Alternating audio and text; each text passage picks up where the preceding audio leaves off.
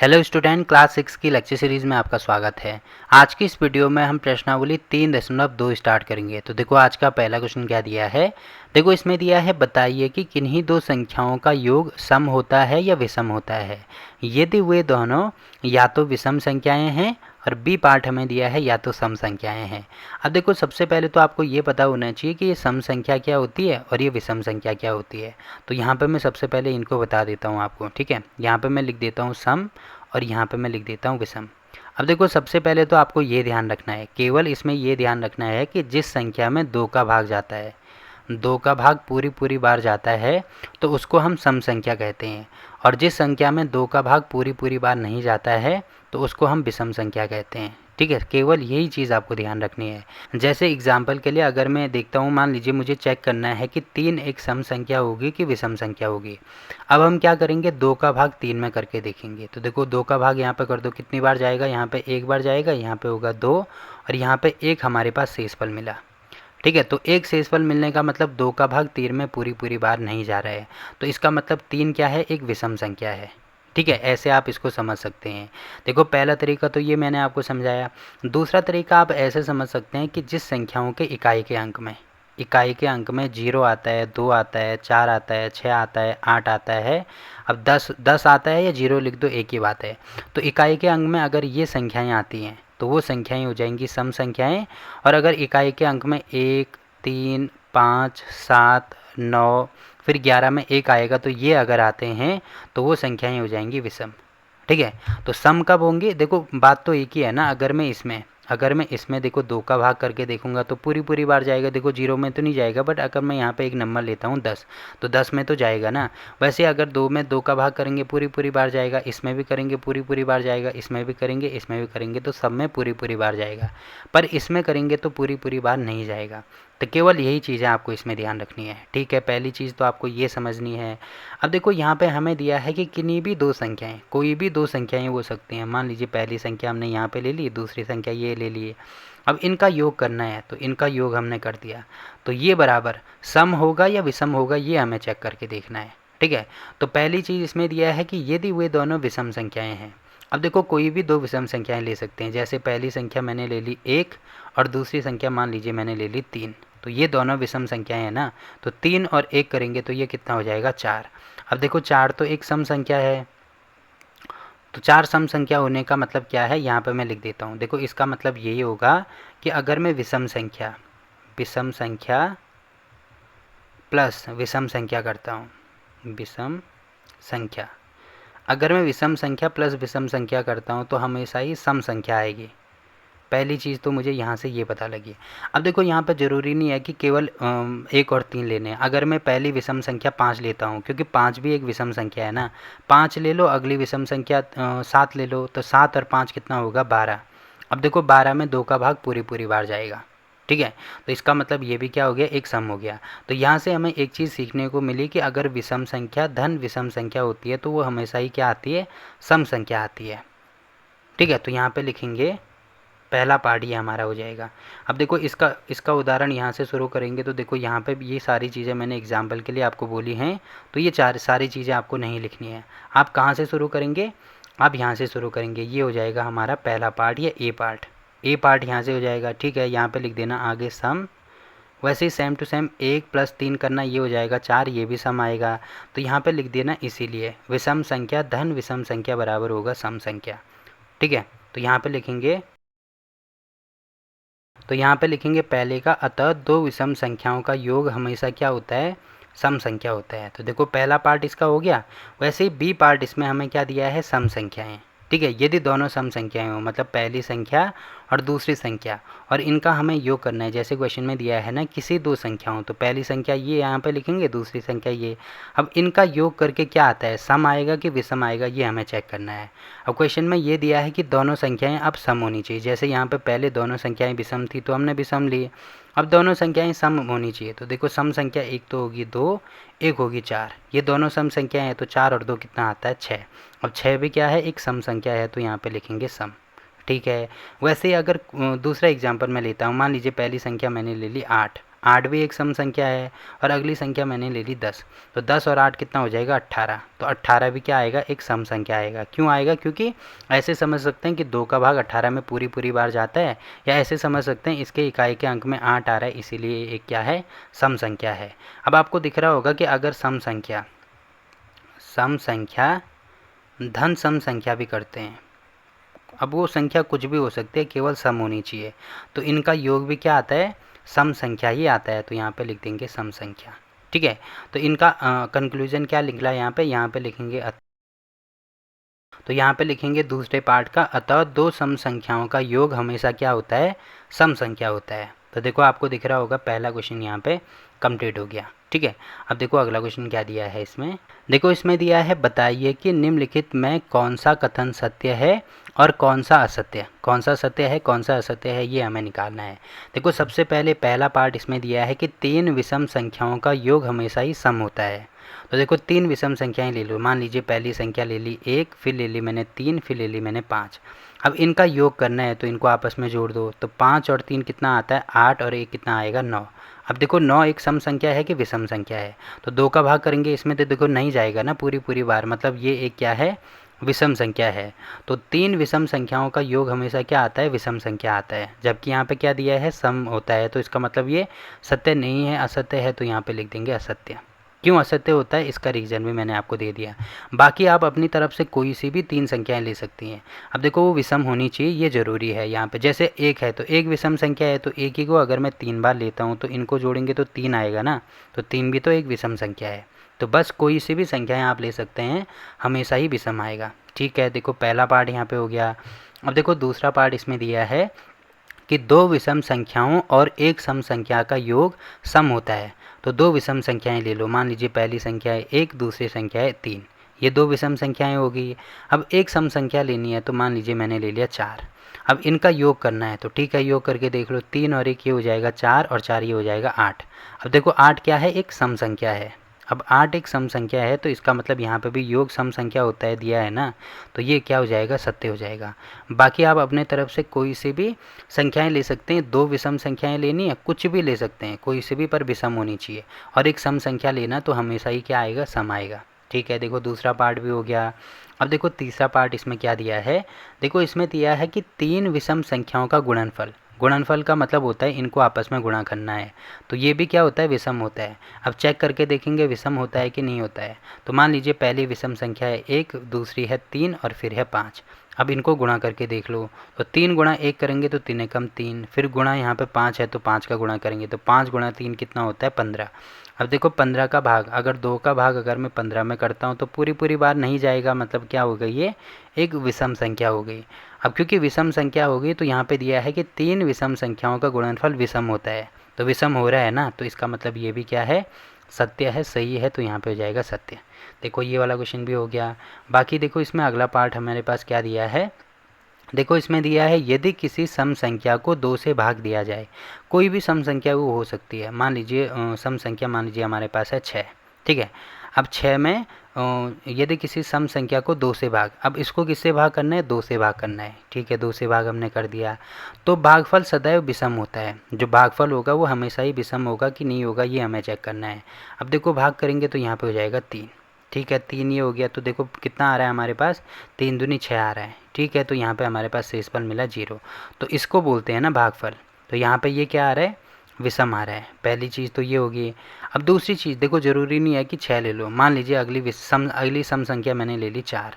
अब देखो 4 में अगर मैं 2 का भाग करता हूँ तो कितनी बार जाता है, 2 बार जाता है, यहाँ पे हो जाएगा 4, तो ये हो जाएगा यहाँ पे शेषफल 0। तो आपको दिख रहा होगा यहाँ पे सम आ रहा है। तो देखो हर कंडीशन में विषम आ रहा है क्या, नहीं आ रहा है। देखो यहाँ पे विषम आ रहा था बट यहाँ पे सम आ रहा है। तो इसमें दिया है भागफल सदैव, सदैव का मतलब होता है हर कंडीशन में विषम होता है। तो हर कंडीशन में तो विषम नहीं हो रहा है, क्यों नहीं हो रहा है, जगह आपको दिख रहा होगा 4 से अगर मैं भाग करता हूँ 2 को, तो यहाँ पे देखो सम संख्या आ रही है। तो इसका मतलब ये क्या है, एक असत्य संख्या, मतलब असत्य लिखा गया है, क्योंकि वो सम भी हो सकता है। देखो भाग देने पर वो विषम भी आ सकता है, सम भी आ सकता है, ये आपको ध्यान रखना है।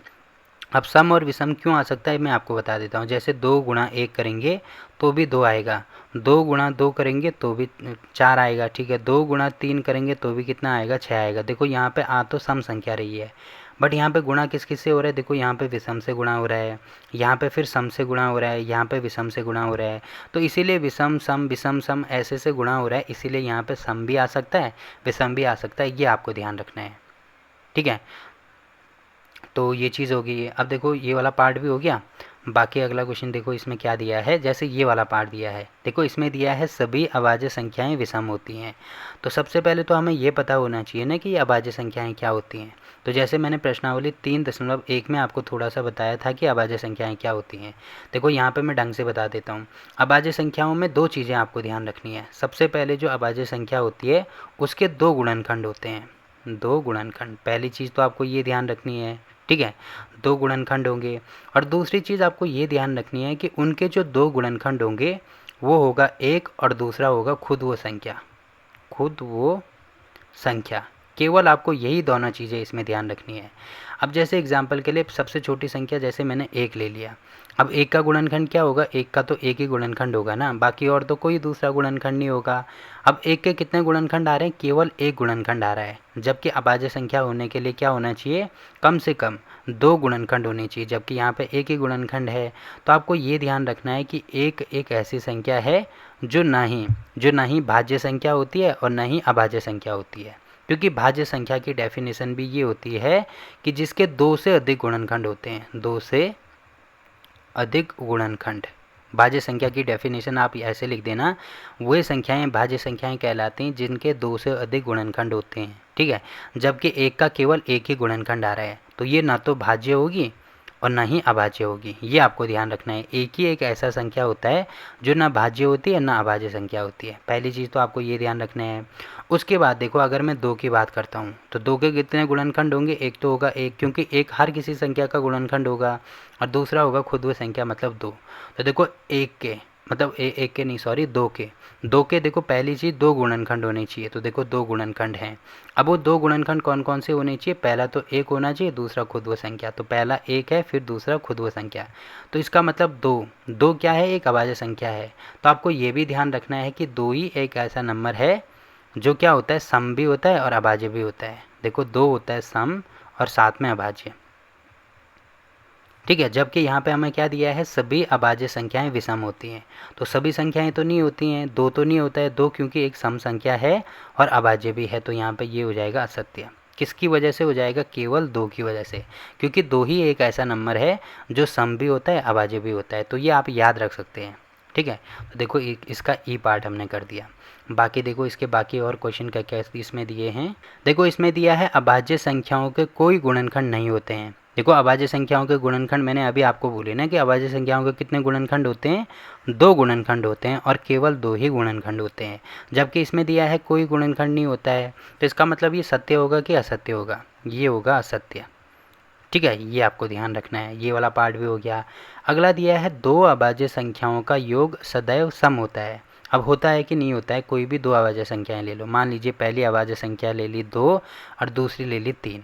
अब इनको जोड़ के देख लो तो तीन और दो कितना आता है, पाँच। तो पाँच क्या है, एक विषम संख्या है। तो जबकि यहाँ पे क्या दिया है, दो अभाज्य संख्याओं का योग सदैव, सदैव का मतलब होगा हमेशा ही सम होगा। देखो सम हो रहा है क्या, बिल्कुल भी नहीं हो रहा है, मतलब ये भी क्या है, एक असत्य बात लिखी गई है, तो यहाँ पे हो जाएगा असत्य, ठीक है। आगे दिया है केवल दो ही एक सम अभाज्य संख्या है। ये चीज़ तो मैंने अभी आपको बोली ना कि दो ही एक ऐसा नंबर होता है जो सम भी होता है और अभाज्य भी होता है। तो इसका मतलब ये बात यहाँ पे सही लिखी गई है, तो यहाँ पे हो जाएगा सत्य। देखो इसको आपको याद रखना है, काफ़ी बार एग्ज़ाम में पूछा जाता है, तो ये काफ़ी इंपॉर्टेंट चीज़ है। बाकी केवल एग्ज़ाम के प्रोस्पेक्टिव से नहीं, बाकी ये नॉलेज तो आपको होनी ही चाहिए, ठीक है। तो काफ़ी इंपॉर्टेंट चीज़ है, इसको याद रखना है, ठीक है। आगे दिया है सभी सम संख्याएँ भाज्य संख्याएँ होती हैं। अब देखो सम संख्याएँ भाज्य संख्याएँ होती हैं कि नहीं होती हैं। जैसे सम संख्या कौन कौन सी मैंने आपको बताई, जैसे दो है, तो दो एक भाज्य संख्या है क्या, बिल्कुल भी नहीं है। जबकि इसमें क्योंकि सभी दिया है, क्योंकि दो क्या है, एक अभाज्य संख्या है, तो दो एक सम संख्या भी है और अभाज्य भी है। जबकि इसमें दिया है सभी सम संख्याएं भाज्य होती हैं, तो सारी तो नहीं होती, कौन सा नहीं होता है, दो इसमें नहीं होता है। तो इसका मतलब ये इसमें क्या लिखा गया है, असत्य लिखा गया है, तो यहाँ पे हो जाएगा असत्य, ठीक है। आगे दिया है दो सम संख्याओं का गुणनफल सदैव सम होता है। तो चेक करके देख लो, मान लीजिए पहली सम संख्या है दो, दूसरी सम संख्या है चार, तो इनका गुणनफल मतलब गुणा करेंगे तो चार दूनी कितना आता है, आठ। जो कि क्या है, एक सम संख्या है। तो इसका मतलब ये चीज़ सही लिखी गई है, क्योंकि आप कोई भी दो सम संख्याओं के ले लो, कोई सी भी संख्याओं के ले लो, वो हमेशा ही क्या आएगी, सम आएगी। तो यहाँ पे ये चीज़ सत्य लिखी गई है। तो देखो ये वाला पार्ट भी यहाँ पे कंप्लीट हो गया। इसी के साथ क्वेश्चन नंबर 2 भी यहाँ पे कंप्लीट होता है। अब देखो अगला क्वेश्चन क्या दिया है इसमें। देखो इसमें दिया है संख्या 13 और 31 अभाज्य संख्याएं हैं, ठीक है। इन दोनों संख्याओं में दो अंक 1 और 3 हैं। मतलब इसमें दो अंक का मतलब ये है कि ये भी दो अंकों से मिलकर बनी है जो कि 1 और 3 है, और ये भी दो अंकों से मिलकर बना है जो कि 1 और 3 है, ठीक है। आगे दिया है 100 तक की संख्याओं में ऐसे अन्य सभी युग्म ज्ञात कीजिए। मतलब ऐसे युग्म हमें निकालने हैं जो दो अंकों से मिलकर बना होता है। तो देखो सबसे पहले तो आपको ये पता होना चाहिए कि 100 तक सभी अभाज्य संख्याएं कौन कौन सी होती हैं। तो पहले मैं यहाँ पर लिख देता हूँ। देखो सबसे छोटी अभाज्य संख्या होती है 2, ठीक है। उसके बाद होता है 3, उसके बाद होता है 5, फिर होता है 7। तो ये तो हमने निकाल दी स्टार्टिंग के 10 के लिए। फिर बाद के 10 के लिए क्या होगा, फिर होगा 11, फिर होगा 13, फिर होगा यहाँ पे 17, और फिर होता है यहाँ पे 19। तो बाद के लिए भी ये 4 होते हैं। अब देखो इसके बाद आपको याद कैसे रखना है मैं बता देता हूँ। सबसे पहले आपको क्या लिखना है, देखो यहाँ पे जैसे यहाँ पे 3 और 9 है ना, तो इनको पहले यहाँ पे लिखेंगे। देखो मैं लिख देता हूँ 3 और 9, 3 और 9 लिख दिए। तो 3 और 9 आगे देखो इन्हीं से ये जो चार संख्या यहाँ पे आपको दिख रही होंगे ना 10 और 20 के बीच में, तो इसी से मैं आपको याद कराऊंगा। पहले 3 और 9 लिखेंगे, 3 और 9 हमने लिख दिया। उसके बाद 1 और 7, देखो 1 और 7 बचे ना, तो यहाँ पे हम 1 और 7 लिखेंगे। तो 1 और 7 लिख दिया। पहले हमें क्या लिखना है, 3 और 9 लिखना है, 3 और 9 आ गया। फिर 1 और 7 लिखेंगे, 1 और 7 भी आ गया। उसके बाद क्या लिखना है, 1 3 7, ये तीनों साथ में लिखने हैं। तो यहाँ पे मैं लिख देता हूँ 1 3 7, ये हमने लिख दिया। उसके बाद देखो ये आ गया। उसके बाद 3 और 9 आएगा, ठीक है। उसके बाद दोबारा यही चीज़ रिपीट होगी। तो यहाँ पे मैं लिख देता हूँ 3 और 9, फिर 1 और 7, तो यहाँ पे मैं लिख देता हूँ 1 और 7। तो ये सारी चीज़ें रिपीट होगी। उसके बाद 1 3 7 नहीं आएगा, बल्कि यहाँ पे अब आएगा 1 3 7 की जगह पे 9 आएगा। देखो एक बार 1 3 7, एक बार 1 3 9, ये हम लिख देंगे, ठीक है। उसके बाद दोबारा देखो यही चीज़ रिपीट होती जाएगी। तो स्टार्टिंग में 3 और 9 है, तो यहाँ पे भी आएगा 3 और 9, और लास्ट में ये तो 7 यहाँ पे बचा है ना, इसको यहाँ पे लास्ट में यहाँ पे लिख देंगे। बस यही चीज़ आपको ध्यान रखनी है। देखो सबसे पहले क्या लिखा हमने, 3 और 9 लिखा। पहले 3 और 9 आया, फिर उसके बाद क्या बचा था, 1 और 7 बचा था, 1 और 7 लिख दिया। उसके बाद 1 3 7, 1 3 7, फिर यही चीज़ रिपीट होगी, 3 9 1 7, 3 9 1 7। अब देखो 1 3 7 यहाँ पे ये चीज़ रिपीट हो रही थी, बट यहाँ पे 7 नहीं आएगा, बल्कि 7 को हम सबसे लास्ट में लिखेंगे, और इस 7 की जगह पे यहाँ पे 9 लिख देंगे, ठीक है। और इसके बाद 3 9 आएगा, फिर यहाँ पे 7 लिख देना, ठीक है। अब यहाँ पे देखो 1 से लेकर 10 तक ये थे, 10 से लेकर 20 तक ये थे। अब 20 से लेकर 30 तक ये वाले हो जाएंगे। मतलब यहाँ पे भी 2, यहाँ पे भी 2, फिर यहाँ पे 3, यहाँ पे 3, फिर यहाँ पे 4, यहाँ पे भी 4, यहाँ पे भी 4, फिर यहाँ पे 5, यहाँ पे 5, फिर यहाँ पे भी 6, यहाँ पे भी 6, फिर यहाँ पे 7, यहाँ पे 7, यहाँ पे भी 7, फिर यहाँ पे 8, यहाँ पे भी 8, फिर लास्ट में यहाँ पे 9। तो ये हो जाएंगे क्या, 1 से लेकर 100 तक सारी अभाज्य संख्याएं। आप इनको ऐसे याद रख सकते हैं, ठीक है। बाकी ये चीज़ अगर आपको यहाँ पे क्लियर नहीं हुई तो आप कमेंट करके पूछ सकते हैं। मैं दूसरा तरीका बताऊँगा इसको आपको ढंग से समझाने की। बट आपको ये ध्यान रखना है कि 1 से लेकर 100 तक की जितनी भी अभाज्य संख्याएँ हैं वो सारी आपको पता होनी चाहिए, और ये सारी होती हैं 25, ठीक है। 25 अभाज्य संख्याएँ होती हैं, 25 के 25 आपको याद होनी चाहिए। बाकी याद रखने का तरीका मैंने आपको यहाँ पर बता दिया, ठीक है। अब देखो इसमें हमें क्या देखना है, 100 तक की संख्याओं में ऐसे अन्य सभी युग्म हमें देखने हैं जिसमें जैसे दो संख्याएं सेम आ रही है, जैसे 1 3 और 1 3 से मिलकर 13 और 31 आ रहा है, तो वैसे संख्याएं देखनी है। तो आपको यहाँ पे दिख रहा होगा कौन कौन सी संख्याएं हैं। और देखो यहाँ पे 37 है और यहाँ पे 73 है। तो एक तो हो गया हमारे पास 37 और 73, ठीक है। दूसरी संख्या कौन सी है, 31, ये भी होगी। उसके बाद आपको दिख रहा होगा 41 और 14 नहीं है, फिर 43 और 34 भी नहीं है, 47 और ये भी नहीं है। फिर ये वाली संख्या है, देखो 97 और 79, यहाँ पे लिख देंगे 79 और 97, ये भी हो गया। उसके बाद आपको दिख रहा होगा यहाँ पे क्या है, 17 है क्या, बिल्कुल है। देखो यहाँ पे 71 आ रहा है और यहाँ पे 17 आ रहा है, तो 17 और 71 भी हो जाएगा, ठीक है। ये भी दो अंकों से मिलकर बनी है। बाकी यहाँ पे और क्या हो सकती है, 6 7 भी नहीं हो सकता, 5 9 9 5 ये भी नहीं हो सकता, 5 3 और 3 5 भी नहीं हो सकता। फिर बाकी और कोई सा भी नंबर नहीं है, कोई सा भी नहीं नंबर नहीं है, इसका मतलब यही हो जाएंगे, ठीक है। तो हमारे पास कितने आए, देखो एक पेयर तो हमारे पास यहाँ पे पहले से ही था, 1 3 और 31। पहले ये था, दूसरा हमने ये निकाला, तीसरा ये निकाला, चौथा ये निकाला। अब ये तभी हम निकाल सकते हैं जब हमें 1 से लेकर 100 तक की अभाज्य संख्याओं के बारे में पता हो। तो ये हमारे आंसर हो जाएंगे। पहला लिख देना, फिर दूसरा, फिर तीसरा, और 3 ही हैं हमारे पास। ठीक, तो देखो क्वेश्चन नंबर 3 भी यहाँ पे कंप्लीट होता है। अब देखो अगला क्वेश्चन क्या दिया है इसमें। देखो इसमें दिया है 20 से छोटी सभी अभाज्य और भाज्य संख्याएं अलग अलग लिखिए। तो 20 से छोटी सारी संख्याएं लिखनी है। तो देखो सबसे पहले तो हम यहाँ पे लिखेंगे 20 से छोटी संख्याएं, 1 2 3। तो सबसे पहले 1 से लेकर 20 तक सारी संख्याएं लिख दो। उसके बाद यहाँ पे लिखेंगे भाज्य संख्याएं, इसके बाद यहाँ पे लिखेंगे अभाज्य संख्याएं। तो सबसे पहले यहाँ पे अभाज्य संख्या लिखेंगे। तो देखो सबसे पहले तो एक तो मैंने अभी आपको बोला ना कि ये तो ना भाज्य होती है ना अभाज्य होती है, तो ये किसी में नहीं आएगा। अब 2 3 5 7 ये क्या हो जाएंगे, अभाज्य हो जाएंगे। तो 2 3 5 7 ये वाली रो पे ये आ रही हैं। फिर इसमें देखो 11 13 और 17, 17 19, तो यहाँ पे हो जाएगा 11 13 17 19। तो ये सारी अभाज्य संख्या हो जाएंगी। बाकी जो बची हैं वो सब क्या हो जाएंगी, भाज्य हो जाएंगी। जैसे 4 हो गया, 6 हो गया, 8 हो गया, 9 हो गया, 10 हो गया, 12 हो गया, 14 हो गया, फिर 15 हो गया, 16 हो गया, 18 हो गया, 20 हो गया। तो ये सारी भाज्य हो जाएंगी। तो यही चीज़ हमें निकालनी थी। तो भाज्य संख्याएं अभाज्य संख्याएं हमने अलग कर दी। ठीक है, अब देखो अगला क्वेश्चन इसमें दिया है 1 और 10 के बीच में सबसे बड़ी अभाज्य संख्या लिखिए। तो 1 से लेकर 10 के बीच में सबसे बड़ी अभाज्य संख्या लिखनी है। तो पहले तो 1 से लेकर 10 तक के बीच में संख्याएं ये वाली हैं। अब इसमें देखो अभाज्य संख्याएं कौन कौन सी है, एक तो ये, एक ये, एक ये, एक ये, और बाकी यही हैं। ठीक है, अब सबसे बड़ी अभाज्य संख्या आपको दिख रही है कौन सी है, 7 है। तो यहाँ पे 5वें का आंसर हो जाएगा। 1 से 10 के बीच में सबसे बड़ी अभाज्य संख्या क्या है, 7 है। तो ये इसका आंसर हो गया। ठीक, तो यहाँ पे ये वाला क्वेश्चन भी हो गया। अब देखो अगला क्वेश्चन क्या दिया है इसमें। देखो इसमें दिया है निम्नलिखित को 2 विषम अभाज्य संख्याओं के योग के रूप में व्यक्त कीजिए। तो पहला पार्ट इसमें दिया है 44। तो 44 को 2 विषम संख्याओं के रूप में व्यक्त करना है और इनका क्या होना चाहिए, योग होना चाहिए 44 के बराबर। अब कैसे करेंगे हम, सबसे पहले देखो सबसे पहले तो 44 इसमें दिया है ना। तो सबसे पहले आपको 1 से लेकर 40 तक जितने भी अभाज्य संख्या, 40 तक नहीं 50 तक जितनी भी अभाज्य संख्या हैं वो यहाँ पे मैं लिख देता हूँ। देखो पहली आएगी 2, फिर 3, फिर आएगी 5 और फिर आएगी 7। ठीक है, उसके बाद आएगी 11 13 17 19, उसके बाद आएगी 23 23 और 29, उसके बाद आएगी क्या 31 और 37। ठीक है, उसके बाद 1 3 7 होता है ना, 1 3 7 में लिख देता हूँ। तो उसके बाद आएगा 41 43 और 47।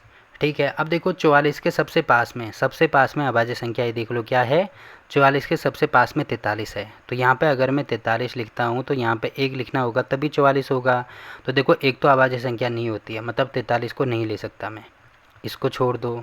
ठीक है, अब देखो 43 के बाद उसके पास में कौन सी संख्या है, देखो 43 के बाद 44 के पास में संख्या है 41।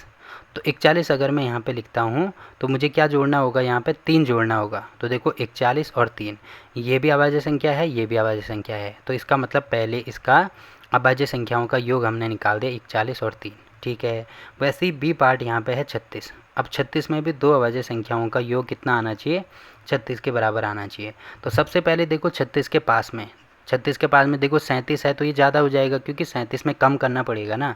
तो यहाँ पे हमें योग दिया है। तो पहली संख्या है यहाँ पे 31, तो यहाँ पे ले लो 31। अब देखो अगर मैं इसमें 5 जोड़ता हूँ तो 31 और 5 36 होता है। तो देखो 31 भी अभाज्य संख्या है, 5 भी अभाज्य संख्या है। तो ठीक है, बी पार्ट भी हो गया। वैसे ही सी पार्ट में यहाँ पे लिख देता हूँ। देखो हमारे पास 24 है। अब देखो 24 से छोटी या 24 के सबसे पास में अभाज्य संख्या कौन सी है, आपको दिख रहा होगा 23 है। अब 23 है तो यहाँ पे मैं 23 लिखता हूँ तो 1 करूँगा तब आएगा 24। तो देखो एक तो अभाज्य संख्या नहीं है, मतलब 23 को हम नहीं ले सकते हैं। उसके बाद अगली संख्या कौन सी है, अगली संख्या 23 के बाद हमारे पास है 19। अब 19 ये है, फिर यहाँ पे 5 लेंगे तो 19 और 5 कितना होगा 24। तो देखो ये दोनों अभाज्य संख्याएँ हैं, इसका मतलब ये आ जाएंगी। ठीक है, और यहाँ पे जो डी पार्ट है उसको मैं यहाँ पर लिख देता हूँ। हमारे पास 18 है। ठीक है, अब देखो 18 के पास में पहली अभाज्य संख्या कौन सी है, 18 के पास में 17 है। ठीक है, क्योंकि 19 करूँगा तो 18 से ज़्यादा हो जाएगा, फिर हमें माइनस करना पड़ेगा, जबकि हमें यहाँ पे प्लस करना है। तो पहली संख्या मैंने 17 ले ली, तो 17 और 1 हो नहीं सकता। उसके बाद हमें यहाँ पे 17 के बाद अगली संख्या उसके पास में 13 है। तो 13 और यहाँ पे कितना हो जाएगा, यहाँ पे मुझे 5 लेना पड़ेगा, 5 और 3 8। तो अगली संख्या हो जाएगी 13 और 5। तो देखो ये सारी संख्याएँ मैंने निकाल दी, जो कि क्या है, 2 विषम अभाज्य संख्याएँ हैं और साथ में इनका योग क्या है, इन संख्याओं के बराबर है।